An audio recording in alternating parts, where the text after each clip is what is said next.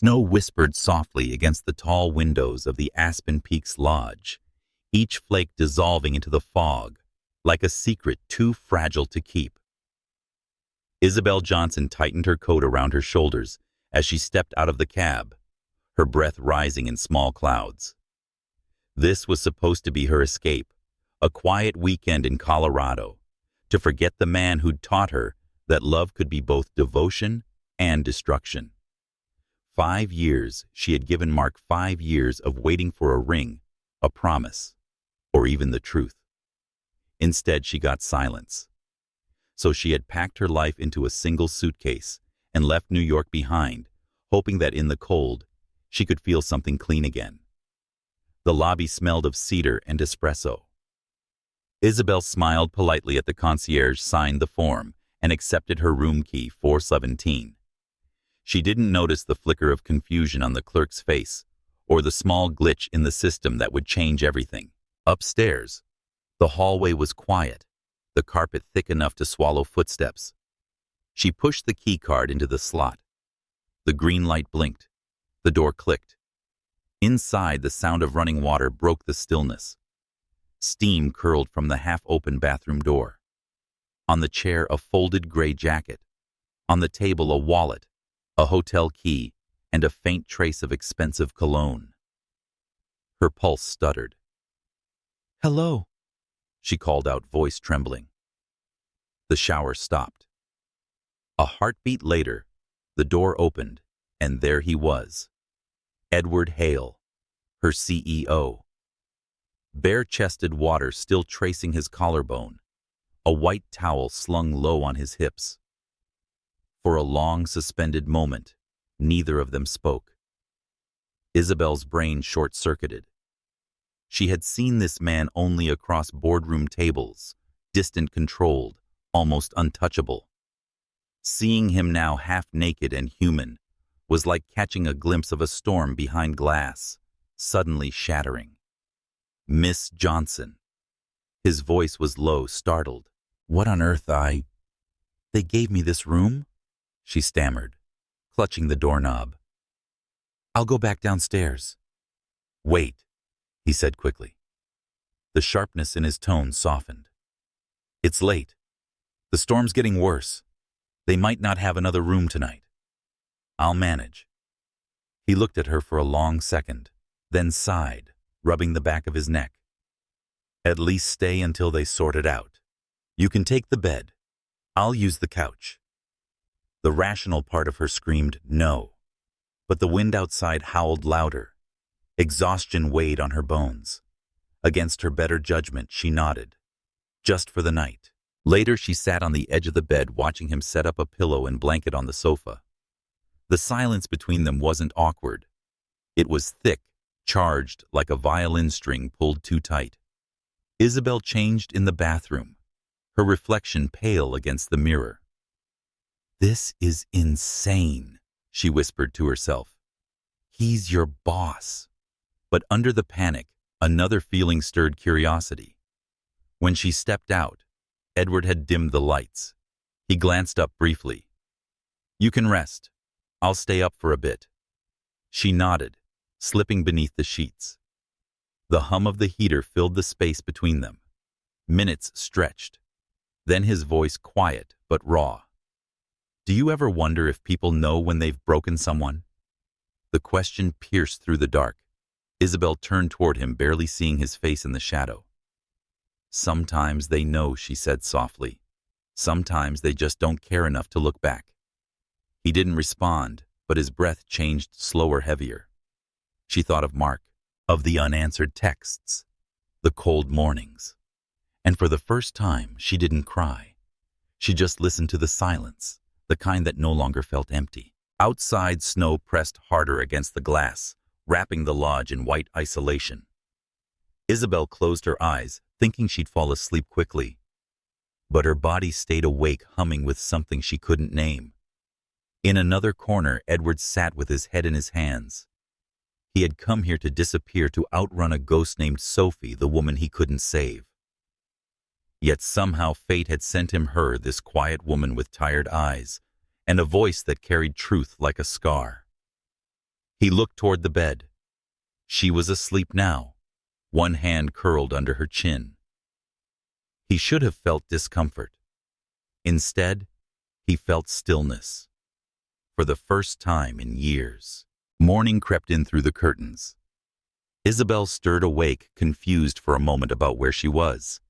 Then she saw the couch empty, and the smell of coffee filled the room.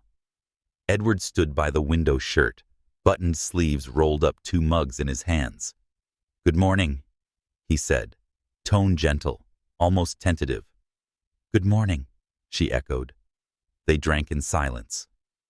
The city below was blanketed in snow roads. Blocked time itself slowed down. When their eyes met, something unspoken passed between them, an understanding neither was ready to name. The front desk called moments later to apologize for the technical mix-up. A new room was ready for her if she wished. Isabelle hesitated. The logical thing would be to go. But her heart, traitorous and wild, whispered, "Stay." She stood holding her suitcase handle. "Thank you, Mr. Hale, for the couch." He smiled faintly. "You're welcome, Miss Johnson." She reached for the door, her pulse steady and trembling all at once. Just before she stepped out, he said quietly, "Sometimes the wrong door leads to the right place." She turned, eyes meeting his, the faintest spark flickering there, fragile, yet undeniable. Outside, the snow began to fall again, erasing footprints in the hallway carpet. And though Isabelle didn't know it yet, that one night, that one wrong door would change every room she ever walked into again. The storm outside had deepened, wrapping the lodge in a cocoon of white. Snow hissed softly against the glass, the wind a restless whisper that seemed to echo the chaos inside Isabelle's chest. The bedside clock blinked 2:17 a.m. She wasn't asleep. Neither was he. Edward sat on the couch, still in his shirt from earlier, sleeves rolled up his tie, abandoned somewhere near the window. The only light came from the fireplace, its orange glow cutting soft lines across his face. Strong jaw, weary eyes, the quiet posture of a man who had learned how to sit with ghosts. "Can't sleep?" she asked softly. He shook his head. "Never could when it's quiet." Isabelle turned onto her side, propping herself up on one elbow. "Why?" He hesitated, as if unsure whether to tell the truth or invent something lighter. "Silence used to be peace," he said finally. "Now it just reminds me what I lost." The words hung there uninvited, but raw. She didn't ask who he meant. She didn't have to. Every syllable carried the weight of someone he still loved. After a moment, he asked, "And you, what did you come here to forget?" She gave a half smile that didn't reach her eyes. "Someone who never really saw me. Or maybe I should say someone I kept trying to make see me." Edward leaned forward slightly. "Did he know what he did to you? How much he broke you?" Isabelle's throat tightened. She stared at the fire, its light flickering over her dark skin like old pain resurfacing. "Some people break others without realizing it," she whispered. "And others know, they just don't care enough to stop." Edward's gaze didn't move from her. Something in her voice cracked the shell he'd spent years perfecting. He saw in her reflection the version of himself he'd buried long ago, the man who once believed in love before it turned into regret. He rose quietly, walking toward the window. Outside, the snow fell harder, obscuring the night. "I used to think success would fix everything," he murmured. "That if I built something big enough, loud enough, I wouldn't have to feel what I lost." Isabelle's brow furrowed. "What did you lose?" He didn't answer right away. The silence stretched until it became something fragile. "My wife," he said finally. "Sophie." The name came out like a confession. Isabelle sat up fully now. Edward's eyes stayed on the glass, his reflection half faded by the storm. She was sick. He continued, his tone low but steady. "I didn't notice how bad it was until it was too late. I was chasing numbers, meetings, flights. always promising I'd slow down after the next deal. But time doesn't wait for people like me. It just runs out. He exhaled the breath, shuddering. By the time I realized, she was gone. And all that was left was noise. The kind of noise that follows you everywhere, even into silence. Isabelle swallowed hard, her heart twisting with empathy. She had known loss, but not like that. Not the kind that rearranged who you were. "I'm sorry," she said softly. He looked at her, then really looked as though hearing those words for the first time. "You're the first person who ever said that without pity." "I know what pity looks like," she replied quietly. "It doesn't heal. It just reminds you you're broken." Something flickered in his eyes. Recognition, maybe even gratitude. They talked for hours after that. About nothing and everything. About her father, who taught her strength, but not softness. About his childhood in Boston, the way his mother kept every newspaper article that mentioned his name. About the night Isabelle realized she'd stopped waiting for Mark's love to come back. The conversation drifted like the snow outside, unhurried, weightless, yet quietly transforming the world. At one point, Edward laughed, a low, genuine sound that surprised them both. Isabelle smiled, startled by how natural it felt. "Do you ever think he said that maybe we're just leftovers? People carrying pieces of other people, trying to make them fit again?" She thought for a long moment. Maybe, she said. But maybe what's left isn't what's broken. Maybe it's what survived. He turned toward her, his eyes catching the faint firelight. "You really believe that I have to?" The silence that followed wasn't heavy anymore. It was full, a space shared between two people who had stopped pretending they were fine. Outside, the storm began to fade. The sky lightened just enough to hint at dawn. Isabelle lay back down, exhaustion finally winning. Edward watched her as she drifted off, her breathing steady, her hand still curled near her heart, like she was holding onto something fragile. He sat there long after, thinking about Sophie, about the years he'd spent building walls, so no one could see how hollow success had become. And now, a woman from his own company, quiet, perceptive, unguarded, had stepped through the cracks. When the first light broke through the snow clouds, he whispered something he hadn't said in years. "Thank you." Isabelle stirred slightly in her sleep, unaware of the small smile that crossed his face. By morning, the world outside was white and still. Edward made coffee, the aroma filling the room again. Isabelle woke to the sound of him humming faintly, something slow, almost nostalgic. "You're up early," she murmured. "Couldn't sleep," he said, "but I don't mind it today." They shared a quiet breakfast, two people who had both lost something, now finding an unfamiliar calm in each other's presence. When Isabelle left to check on her flight, she paused by the door. "Thank you for last night," she said. "For what?" "For listening. For being human." He smiled a little ruefully. "That's rare feedback for a CEO." "Then maybe you needed to hear it." She hesitated a beat longer. "You said Sophie was gone," she began softly. "But maybe she left something behind, something that led you here." He didn't reply. But when she left, her words stayed with him like footprints pressed into snow that refused to melt. Later that morning, Edward stood alone in the same room, staring out at the mountains. Her coffee cup was still on the table, the lipstick mark faint but visible. He touched the rim absently, then closed his eyes. Maybe Isabelle was right.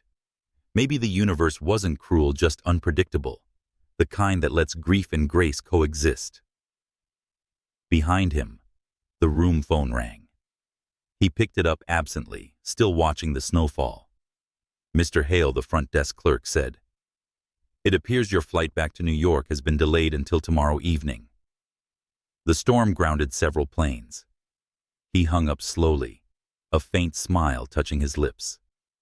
Tomorrow evening. For the first time in years, Edward didn't rush to change his plans. Outside in the parking lot, Isabelle looked up at the gray sky before climbing into her car. She should have felt relief. A night of awkward coincidence was over. But instead, a quiet ache tugged at her. Maybe it was his story. Maybe it was the way he looked at her like she was the first real thing he'd seen in a long time. As she started the engine, the hotel's windows reflected the morning light, and for a fleeting second, she saw Edward's silhouette by the glass. Two people, two stories unfinished, and neither of them knew yet that this wasn't an ending at all. It was the pause before the next chapter. The morning sunlight bled through the sheer curtains, turning the snow outside into a mirror of gold. Isabelle stirred her body heavy with a kind of peace she hadn't felt in years, fragile, temporary, but real. The storm had passed. The silence that filled the room was different now. Softer. She reached for her phone on the nightstand. One notification blinked on the screen. Mark.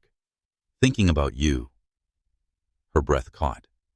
Just 4 words, but they carried 5 years of history of waiting, forgiving, and pretending it didn't hurt.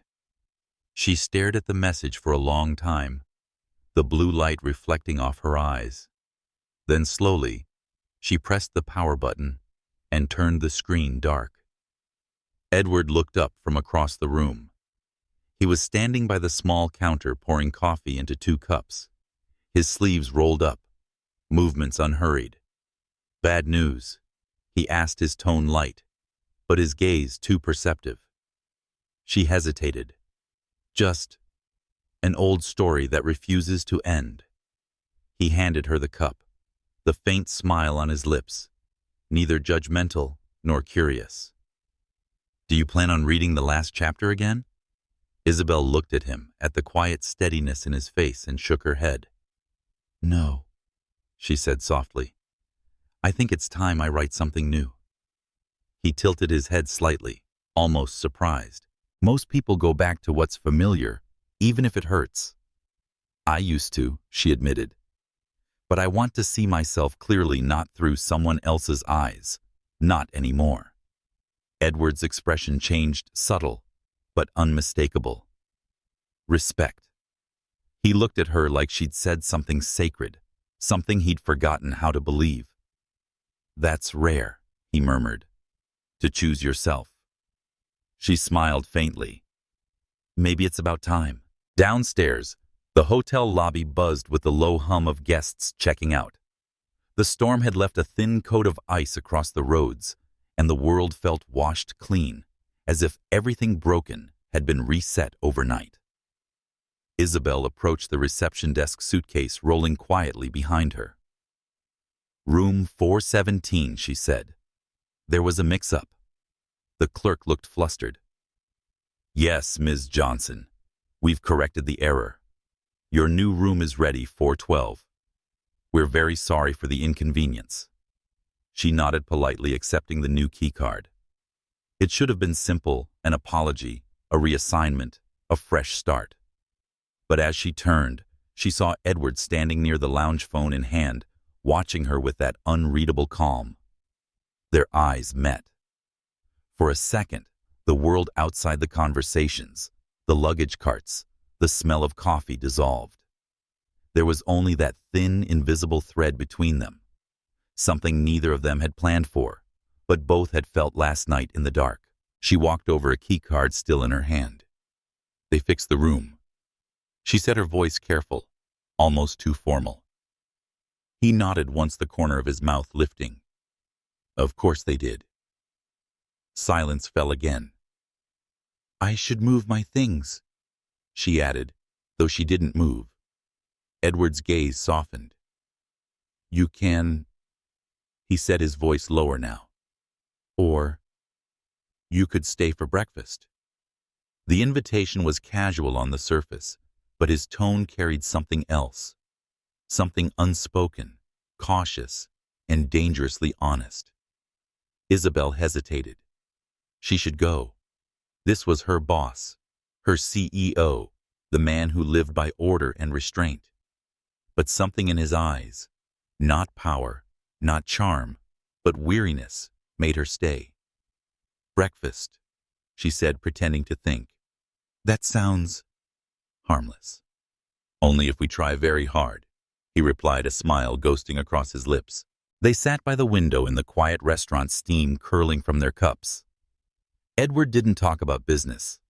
He asked about her family, her childhood in Atlanta, her mother's stubborn rose garden. He listened, really listened, as if each word she spoke was a piece of a map he'd been trying to find.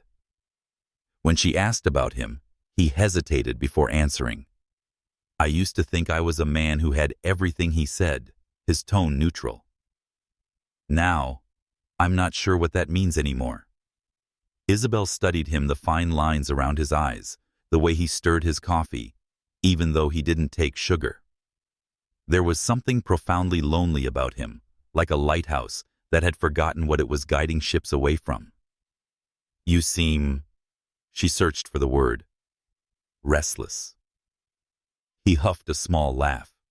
"Is that your professional observation?" "It's my human one." He met her eyes. "Then you're right." Outside, the snow began to melt in rivulets down the window, blurring the reflection of their faces, his pale, hers, dark divided, and yet intertwined in the glass. Isabelle thought about how life sometimes threw people together, not to test them, but to remind them they were still alive. When they returned to the room, her suitcase was still by the door. Edward stopped near the table, picking up his jacket. "You can move to your new room now," he said. His voice was steady, but his hands gave him away too deliberate, as if rehearsing detachment.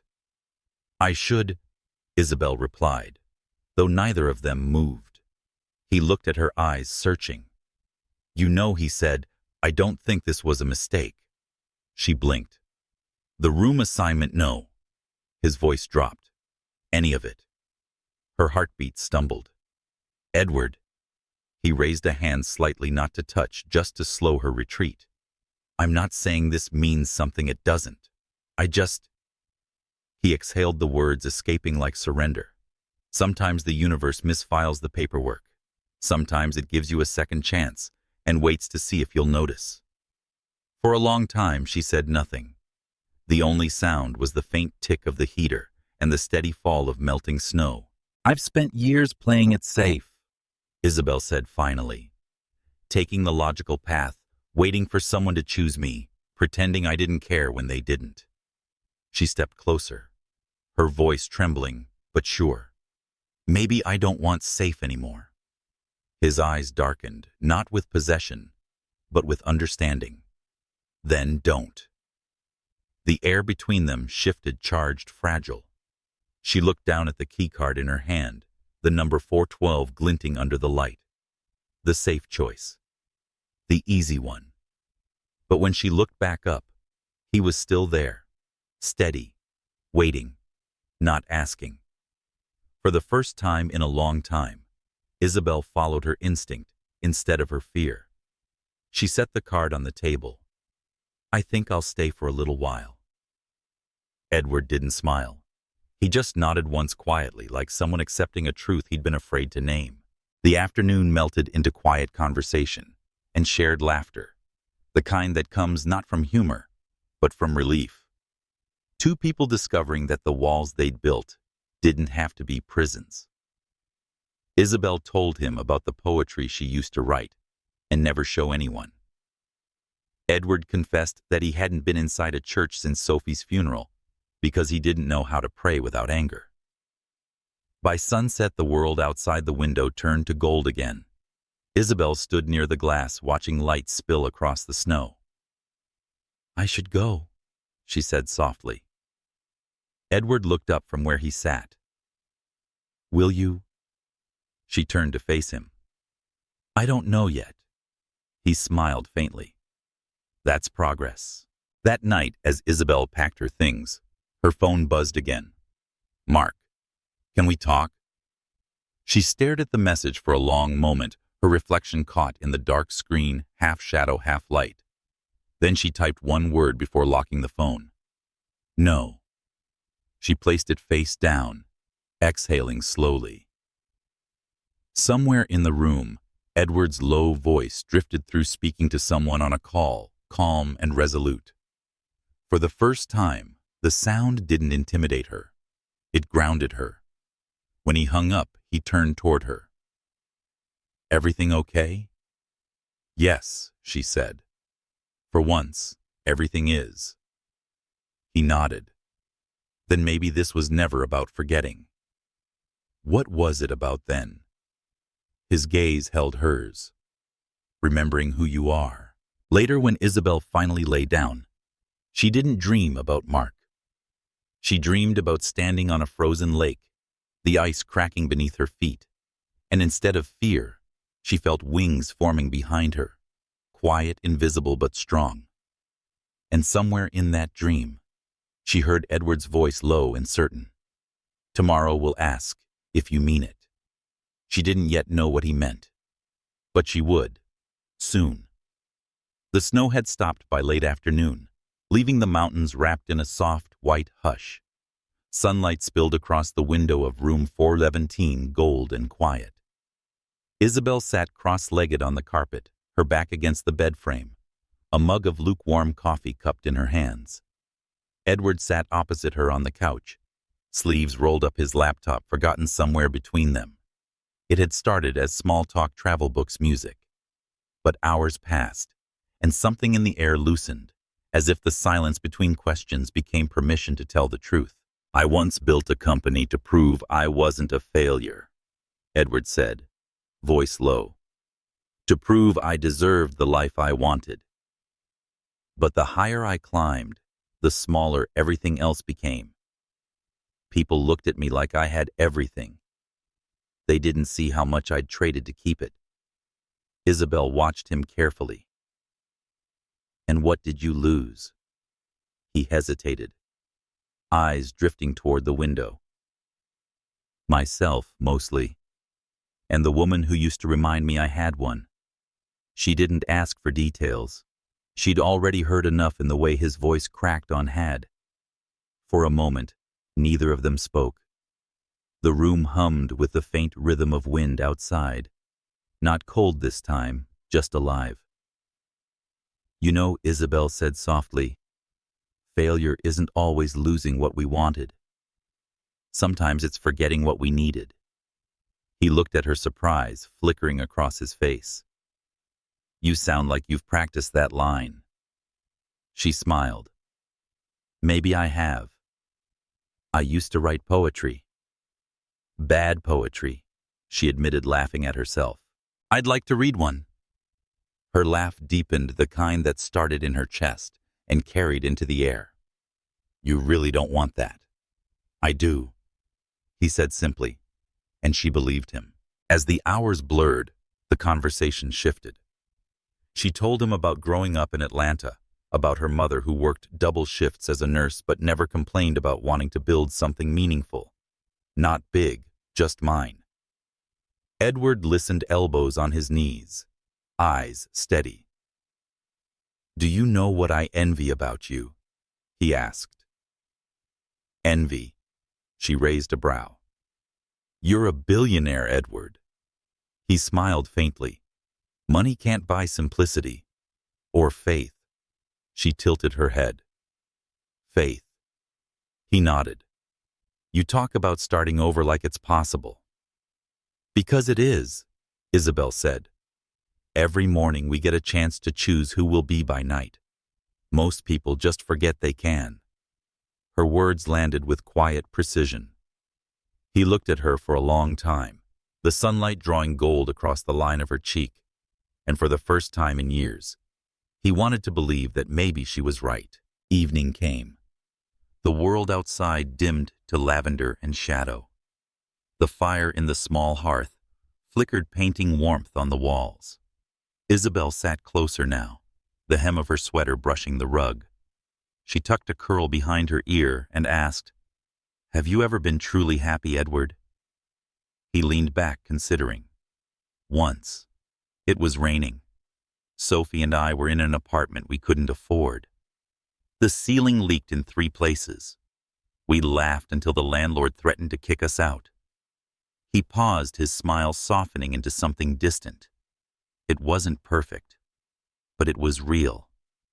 I thought happiness had to come after success. Turns out it doesn't wait for you to be ready. Isabelle's heart ached at the gentleness in his tone. She reached out instinctively, resting her hand over his. He didn't flinch. He only looked down at their joined hands, as if unsure how it happened. "I'm sorry," she whispered. "For what?" "For the way the world punishes good people for being human." He smiled then, small but genuine. "I'm not sure I've been punished. Maybe I just stopped listening to what mattered." Her thumb brushed against his knuckle, a fleeting instinctive motion. "Then maybe it's time you start again." They ordered dinner from the hotel kitchen, 2 bowls of pasta and a bottle of cheap wine. They ate on the floor laughing when Edward spilled sauce on his shirt. The sound of her laughter filled the room like something sacred. Not loud, not showy, but alive. "You know," she said, eyes glinting, "I didn't expect to laugh this weekend." "Me neither," he said. "I thought I'd spend it avoiding people." "Lucky for you, I'm not people." He chuckled, and for a second his face lost all the lines of power and control. He looked young again, not in age, but in spirit. The laughter faded into quiet. The fire crackled. Outside, the snow reflected moonlight through the window, a mirror of silver against the floor. "I used to think love had to hurt," Edward said suddenly, "that it wasn't real unless it left scars." Isabelle looked at him, her expression soft. "And now," he drew a slow breath, meeting her eyes. "Now, I think maybe love is supposed to make you feel safe, like a room you never want to leave." The words lingered between them. Isabelle's chest tightened, not from pain, but from the unfamiliar weight of hope. She whispered, "Then maybe you've already found that room." He smiled faintly. "Maybe I've just found the door." Time folded gently around them. Isabelle leaned back against the bed, her eyes half closed, the firelight washing over her face. Edward watched her not with hunger or possession, but with quiet awe. She looked at peace, and that peace undid him. For years he'd been surrounded by people who wanted things from him: contracts, opportunities, attention.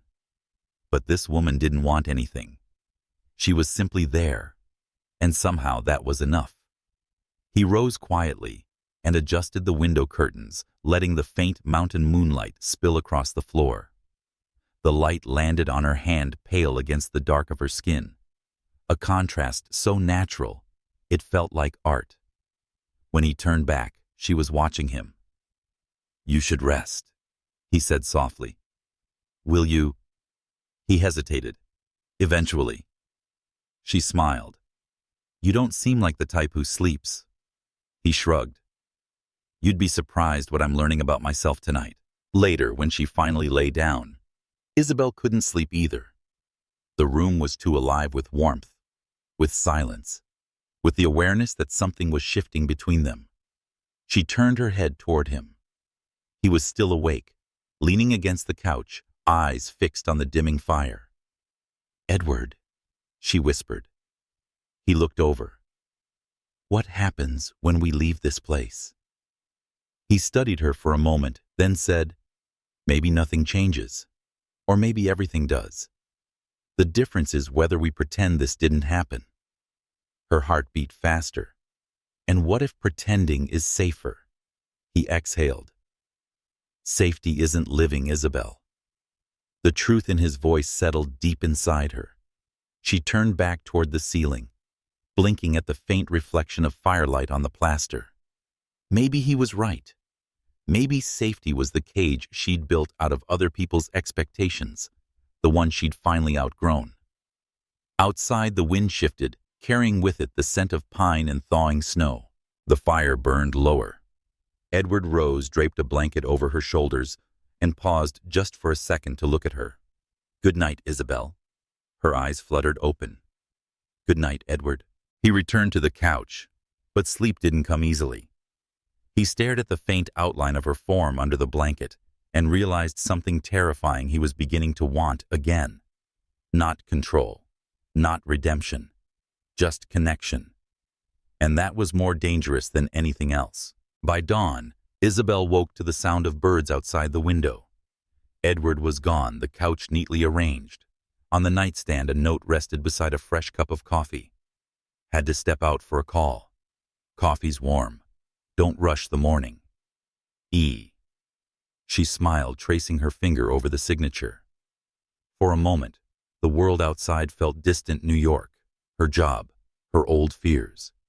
All of it could wait. Because for the first time in years, she didn't feel cold. She felt seen. And though neither of them said it aloud, they both knew what started as an accident was becoming something neither of them could unfeel. The city greeted her not with warmth, but with noise. New York had a way of swallowing everything: joy, fear, and sometimes even truth. As Isabelle stepped out of the cab, the cold wind clawed through her coat, sharp as the whispers she didn't yet know were waiting for her. Her weekend in Colorado already felt like a dream, a fragile memory made of laughter, firelight, and the scent of coffee. But dreams, she knew, had a cruel habit of ending the moment the alarm rang. And this time, the alarm came in the form of an email. Subject: HR meeting. Confidential. Her chest tightened as she read it again and again. The words "internal concern" glared at her from the screen like a warning. By the time she reached the HR floor, her pulse was a drum in her throat. The room smelled faintly of disinfectant and burnt coffee. Michelle, the HR director, mid-40s, kind eyes sharpened by experience, gestured toward a seat across from her. "Thanks for coming in so quickly, Isabelle," she said. "Of course," Isabelle replied, forcing steadiness into her voice. "Is there a problem?" Michelle folded her hands. "We received an anonymous report through the ethics channel. It mentioned a possible personal relationship between you and Mr. Hale." The words dropped like stones. Isabelle froze. Her mind scrambled. Who could have known? The hotel. Someone from the company. The air between her and Edward suddenly felt visible, traceable. "That's not," she started, then stopped. How could she explain what even she couldn't define? Michelle's tone softened. "We're not accusing anyone of misconduct. But as per company policy, any personal involvement between an executive and a direct report must be disclosed, especially when expenses overlap." "Expenses?" Isabelle frowned. Michelle slid a paper across the desk. Mr. Hale's stay in Colorado was billed partially through his corporate account. Your room number was listed under the same booking. The realization hit like a slap. The system error that had thrown them into the same room now looked like a scandal. "I see," Isabelle said quietly. "It wasn't planned. It was a mix-up," Michelle finished for her. "I believe you, but we still have to file documentation. There's also chatter." "Chatter." Michelle hesitated, choosing her words carefully. "Some staff noticed the two of you returned from the same flight. People talk, Isabelle." Of course they did. New York offices thrived on whispers. They spread faster than truth and outlived it twice as long. "Will this affect my job?" she asked. Michelle sighed. "That depends on how it's handled. I'd advise transparency. Talk to Mr. Hale before this gets louder." Isabelle nodded, her throat dry. "Thank you." She left the HR office feeling the weight of every stare in the hallway. Or maybe they were imagined, but that didn't make them feel any less real. By the time she reached her desk, two coworkers stopped mid-conversation. One smiled too politely. The other looked away too quickly. The storm had begun. Her phone buzzed a message from Edward. I heard. My office. Now. Her fingers hovered over the keyboard before she stood, heart pounding. His office was glass and steel sunlight spilling across a skyline that looked indifferent to human mess. Edward stood near the window, hands in his pockets, his expression unreadable. When she entered, he turned. They called me in, he said simply. HR. Legal. The board will know by tomorrow. She swallowed hard. What did you tell them? The truth, that it was a booking mistake, that nothing inappropriate happened. He paused, his gaze softening. And that if there are consequences, they're mine to bear. Her breath caught. No, Edward. He stepped closer, voice low but firm. You didn't choose this. I did. I asked you to stay that night. This is on me. His words were both a shield and a confession. But Isabelle didn't want protection. Not like that. Don't, she said quietly. His brow furrowed. Don't what? Don't try to save me. The air between them cracked like static. I'm not trying to. Yes, you are. She interrupted, her voice trembling now. You think you can control this? Like you control everything else. But this isn't a deal, Edward. It's my life. My name. And I won't let you sign it away to make the world forgive me. He stared at her, startled. No one talked to him that way. Not board members, not investors. No one. For a moment, neither of them moved. Then something shifted in his eyes. Respect quiet and unforced. You're right, he said finally, his tone softer now. You don't need me to protect you. I just need to be respected, Isabelle said. For the work I've done. For being more than someone's rumor. He nodded slowly, as if memorizing the words. Then I'll make sure they see that. Not because of you, she added. Because of me. He smiled faintly. Understood. That night the office lights burned long after most people had gone home. Isabelle sat alone, staring at her screen, pretending to focus on spreadsheets. But the numbers blurred, giving way to questions she didn't want to face. Why did it hurt more that he tried to protect her than that the world was judging her? Why did his quiet defense feel like a kind of love she wasn't ready to receive? When she finally gathered her things, she saw a single note slipped under her keyboard. His handwriting careful, slanted. I know you don't need saving, but I need you to know I believe in you. E. She pressed the note between her fingers, a small smile ghosting her lips. Then she tucked it into her bag like a secret she wasn't ready to lose. Outside, the city roared. Taxi horns, rain beginning to fall, the air heavy with possibility and threat. She walked home through the drizzle, her heels tapping against wet concrete. Each drop on her skin reminded her she was alive, and that being alive sometimes meant standing alone in the storm.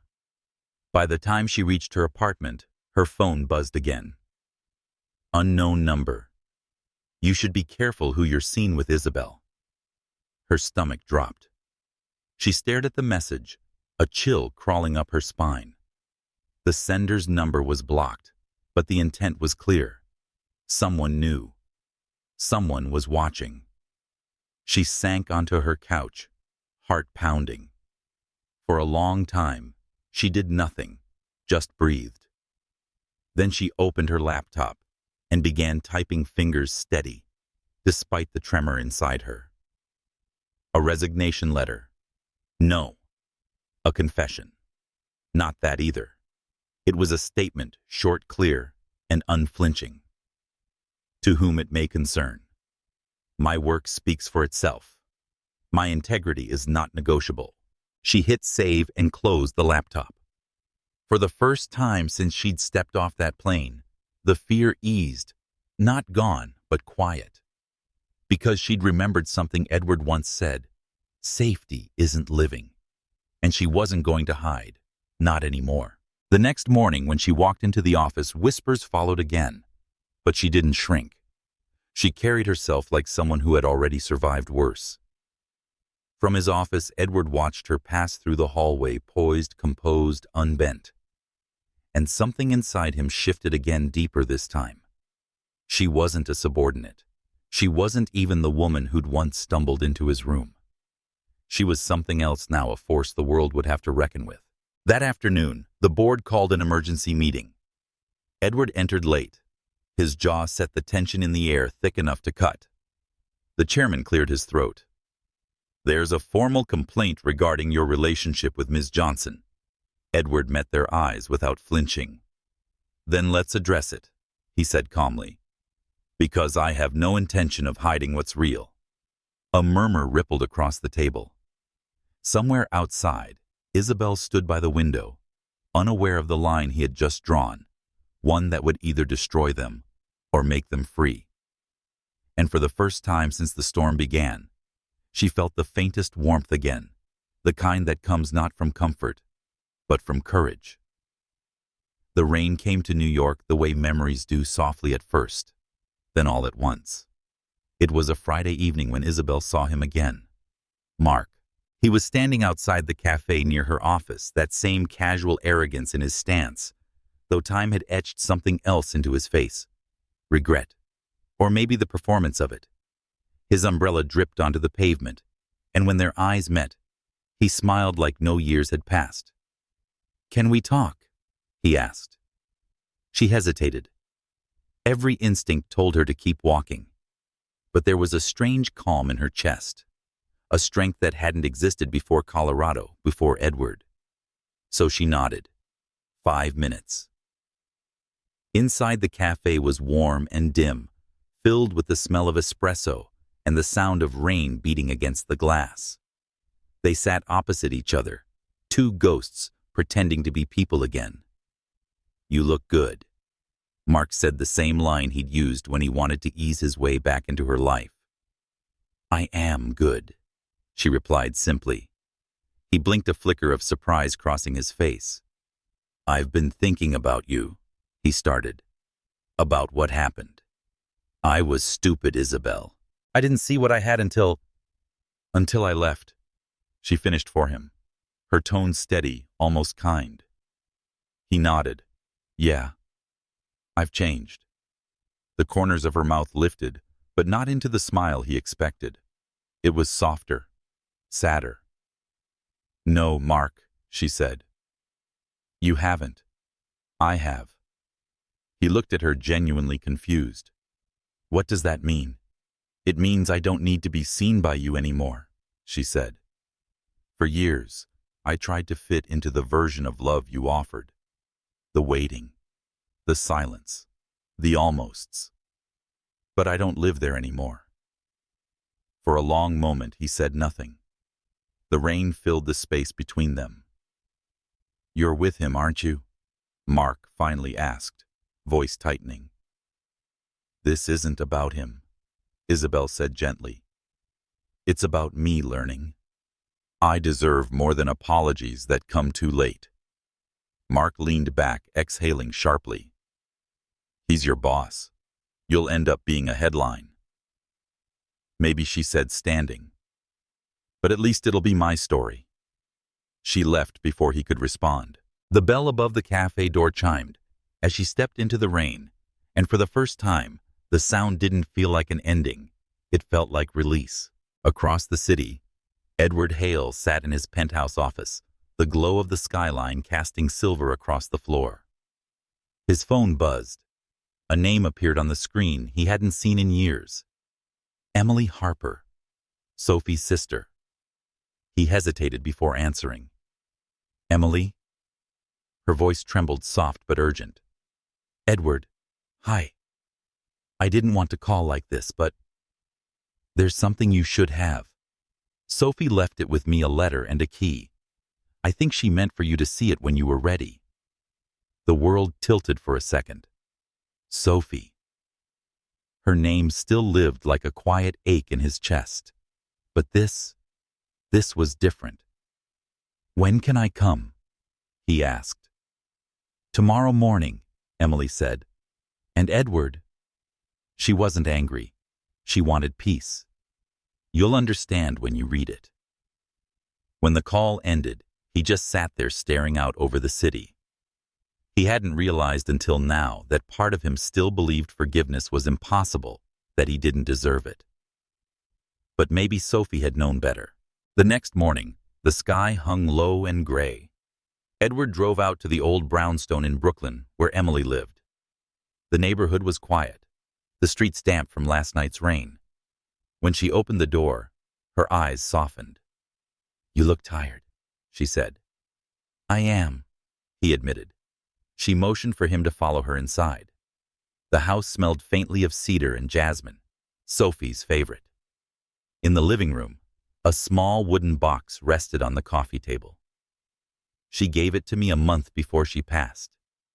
Emily said, her voice fragile. "Told me to hold it until I believed you were ready to live again." Edward sat down slowly, his hands trembling as he reached for the box. It was simple oak smooth from years of touch. Inside, folded neatly, was a letter and a small silver key. He unfolded the letter carefully. "Edward, if you're reading this, it means you finally slowed down long enough to feel again. I know you've carried guilt, the kind that burrows deep and makes even love feel like debt. But hear me, you didn't fail me. You gave me laughter when I needed it most, even when you didn't know how. I forgive you. Not because I'm gone, but because I never blamed you. The key is for the studio on 9th Street, the one you bought and never opened. Don't fill it with what I left behind. Fill it with what's next, with what makes you alive. Love doesn't die, Edward. It changes shape. Let it. Sophie." The paper blurred as tears welled in his eyes. For the first time in years, he didn't try to stop them. Emily placed a hand on his shoulder. "She wanted you to have peace. Maybe it's time." He nodded slowly, his voice breaking. "She forgave me before I ever asked." "Yes," Emily said gently. "And maybe that's the kind of love that never really leaves. It just waits for you to be brave enough to believe in it again." That evening, Edward drove to 9th Street. The old art studio was still there, the windows dusty, the lock untouched. He turned the key, and the door creaked open, letting in a slant of evening light. The space smelled of wood and dust and memory. Empty canvases leaned against the walls. A single paintbrush lay forgotten on the table. He walked to the window and stood there watching the city move beyond the glass, fast, alive, uncaring. And for the first time in a decade, he smiled. Not because the pain was gone, but because it had meaning now. When he returned to his apartment, Isabelle was waiting outside his door. Her hair was damp from the drizzle, her coat clutched around her. "I didn't know if you'd be home," she said softly. He blinked, startled. "How did you HR called again?" she interrupted. "They're escalating the investigation. I thought you should know." He nodded, exhaling slowly. "Of course they are." But she looked at him differently now, sensing something deeper behind his calm. "You've been somewhere," she said. He handed her the folded letter. "My past," he said simply. "Or maybe my permission to let it go." She read quietly, eyes moving over Sophie's handwriting, her lips parting slightly. When she finished, she looked up. "She forgave you," Isabelle said. "She did," he replied, his voice rough. "But I never forgave myself. Not until now." He stepped closer, his gaze meeting hers. "You helped me understand something, Isabelle. That grief isn't loyalty, it's fear, and that love isn't supposed to keep us frozen in time." Her breath caught. "Edward." He smiled faintly. "She gave me a key. I think it's time I used it, not just to open a room, but a life." For a moment, neither spoke. The rain outside softened, tapping gently against the glass. Isabelle felt something inside her settle, the realization that healing wasn't just about forgetting pain, but allowing it to reshape you into someone new. You should go, she said quietly. To that studio. Do what she asked. He nodded. Will you come with me?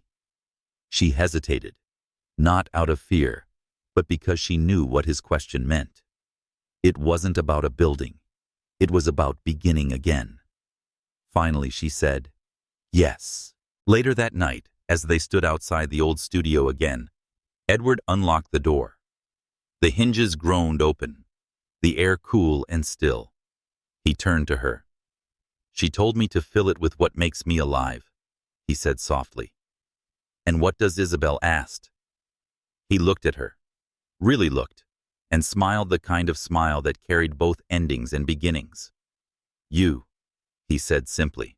The moonlight fell across the wooden floor, touching the dust, the walls, their faces. Isabelle reached for his hand, their fingers intertwining. Behind them, the city pulsed, the noise, the stories, the chaos. But in that moment, inside that quiet room, there was only stillness. And somewhere beyond the silence, a future waited, patient, certain, and already breathing. 3 months later, winter had thinned into light. The snow that once cloaked New York's edges had melted into rain, and from that rain, something new had begun to grow. On 9th Street, behind a row of brick buildings and coffee shops, a once-abandoned art studio now glowed with soft amber light. The sign above the door read, simply, The Room. It wasn't a gallery. It wasn't a business. It was a place for people who had been broken, not to be fixed, but to speak. Edward stood near the entrance, adjusting his tie for the 10th time. He hated ceremonies, yet this one felt different. The space was alive, laughter echoing between unfinished walls, the smell of paint and jasmine mingling with the hum of piano strings being tuned. He turned when he heard her voice. Stop fidgeting, Edward. Isabelle teased softly, stepping into the light. She wore a navy blue dress, simple but striking, her curls pinned back loosely. He smiled. I'm not fidgeting. I'm recalibrating. Ah, the billionaire word for nervous. He chuckled, but the sound held something tender. You'd think I'd be used to rooms full of people. But this, he gestured around them. This isn't business. This is personal. She looked around too, her chest swelling with quiet pride. It should be. The room had become their shared vision, part art space, part refuge. Anyone could come. Survivors of loss, women rebuilding careers, artists trying again. No titles, no salaries, no headlines, only truth. As guests began to arrive, artists, old colleagues, even a few wary board members, Isabelle felt the weight of how far they'd come.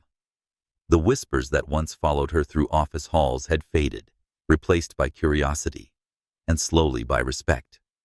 A woman with silver hair stopped her near the display wall. You're Isabelle Johnson, aren't you? I read your piece on resilience in the journal. It made me cry. Isabelle smiled, her throat tightening. Thank you. That means more than you know. When she turned, Edward was watching her, that familiar, quiet admiration in his eyes. You look at people like they matter, he said when she reached him. They do, she replied simply. That's the whole point, isn't it? He nodded, his voice softening. It always was. Later that evening, as the crowd settled, Edward stepped up to the small wooden platform they were calling a stage. The murmur of conversation quieted. He wasn't reading from notes. He didn't need to.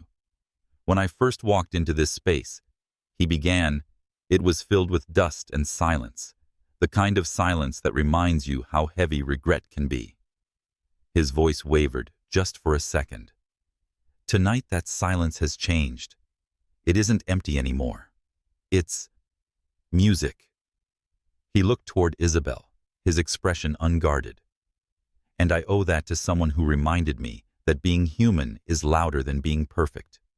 Someone who turned my silence into sound. Isabelle's breath caught. The crowd followed his gaze. She's the reason the room exists, Edward continued. Because she believed that broken things don't have to be hidden. They can become art. They can become stories. They can become hope. Applause swelled warm and unrestrained. Isabelle tried to smile, but tears blurred her vision. She had never wanted credit, only truth, and here it was alive before her. When Edward stepped down, he found her waiting by the corner of the stage. "That was beautiful," she whispered. It was true. He said, his voice quiet but firm. As the night deepened, music filled the room, a young pianist playing something soft and familiar. People drifted between canvases and photographs, survivors' portraits, poems printed on paper brushstrokes that spoke of healing. Isabelle wandered to the far wall, where her own piece hung, a simple photograph, her hands covered in graphite, resting on a page of unfinished words. The caption read, "I stopped trying to be fine when I realized being honest was enough." Edward came up beside her. "You never told me you submitted one." "I didn't think I would," she said. "But then I realized, how can I ask others to be brave if I'm not?" He studied the photo for a moment, then her. "You've changed this place. So have you." He shook his head. "I just opened a door. You made it a home." For a while they stood together in the hum of conversation and candlelight. It was the kind of quiet that didn't need words, one built on understanding, not anticipation. But under the warmth, a tension lingered, subtle, almost invisible, yet real. "Edward," Isabelle said after a moment, her voice lower now. "Are you ready for what comes next?" He frowned slightly. "What do you mean?" She met his gaze. "You've stepped out of the company board, turned this place into your life. People will talk. Investors, the press. They'll want to know why." He exhaled a slow, deliberate breath. "Let them. For the first time, I don't care what the noise says." Her lips curved, half smile, half warning. "That's dangerous coming from you."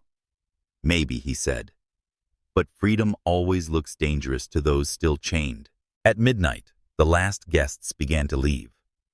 The candles burned low.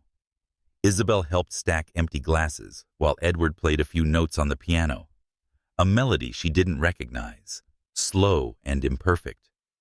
When he noticed her watching, he smiled. "I told you I can't play well." "It's not about perfect," she said. "It's about feeling." He paused, then played softer, his fingers tracing the keys, like remembering an old friend. "I wish Sophie could see this," he said quietly. "She does," Isabelle replied. He looked at her eyes, glinting with emotion. "You really believe that?" She nodded. "The people who love us never stop listening. They just stop answering." He swallowed hard, then rose, crossing to her. "You always know what to say." "I just know what it feels like to carry ghosts." His hand brushed hers, tentative, gentle. "And what do you do with them?" "Invite them in," she whispered. "Then make space for something new." Outside, the first snow of the new year began to fall, silent and clean. Through the tall windows, the city glimmered like an unfinished painting, imperfect, alive, beautiful. Isabelle leaned her head against Edward's shoulder, her eyes tracing the faint reflection of their silhouettes on the glass. "Do you ever think," she murmured, "that we were supposed to meet that night?" He smiled softly. "If we call it fate, we let ourselves off the hook. So no, I think we chose it one wrong door at a time." She laughed quietly, the sound light against his chest. For the first time, neither of them felt like they were waiting for the world to forgive them. They didn't need to. Later, after the lights dimmed and the city fell silent, Edward stayed behind, sitting at the piano alone.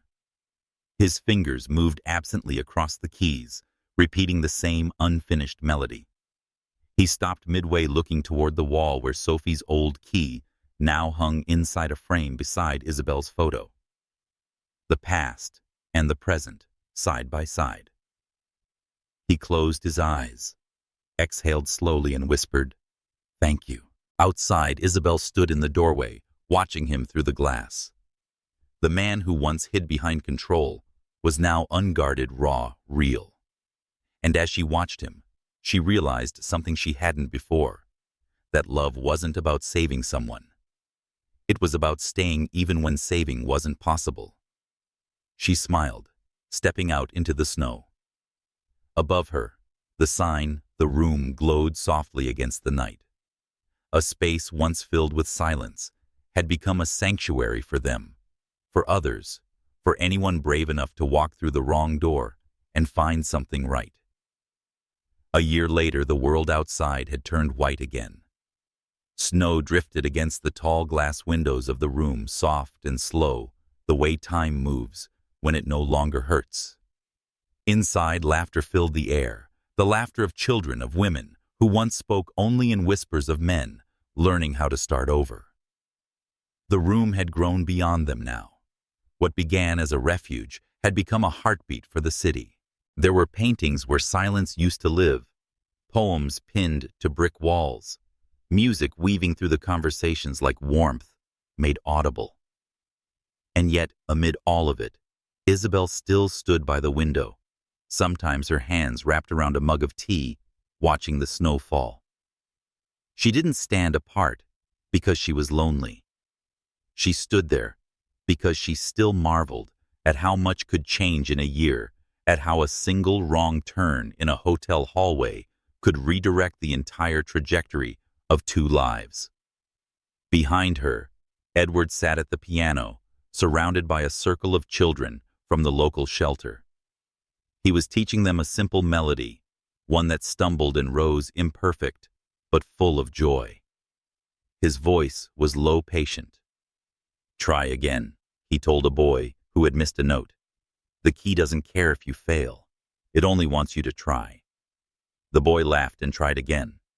The sound that followed was small, but true. Isabelle smiled. It was the same song Edward had played the first night they opened the room. Back then, his hands had trembled. Tonight, they were steady. When the music ended, the children clapped, their faces glowing. Edward stood brushing chalk dust from his fingers. Across the room, his eyes found hers, and for a moment, just a moment, the rest of the world blurred out of focus. She walked toward him, weaving through the crowd of guests and friends. "You're good with them," she said, smiling. He shrugged lightly. "They're better teachers than I am." "How so?" "They remind me what it's like to learn without fear." She tilted her head, amused. "I think you've finally learned that yourself." He laughed softly. "No, I just had the right teacher." Later that evening, as the sun sank and lamps glowed warm against the walls, Edward stepped up to address the gathered guests. 1 year ago, he began this place was still just a dream. Isabelle and I stood here with paint under our nails and dust in our hair, wondering if anyone would ever walk through these doors. He paused, glancing around at the faces, young and old, familiar and new. Now look at it. A space for stories, for truth, for light. The crowd applauded, and Isabelle felt her heart swell with quiet pride. He looked at her then, not as a man looking at his partner, but as someone honoring the soul who changed his direction. After the speeches, they danced, not a performance, just a slow sway near the piano, as soft jazz filled the air. Around them, people laughed, clinked glasses, shared memories. It was a celebration of survival, as much as of love. "You know," Edward murmured against her temple. "If someone had told me 2 years ago I'd end up here, I would have laughed them out of the room." Literally or metaphorically, she teased. "Both." She smiled. "And now?" He looked down at her eyes, calm, filled with something deeper than happiness.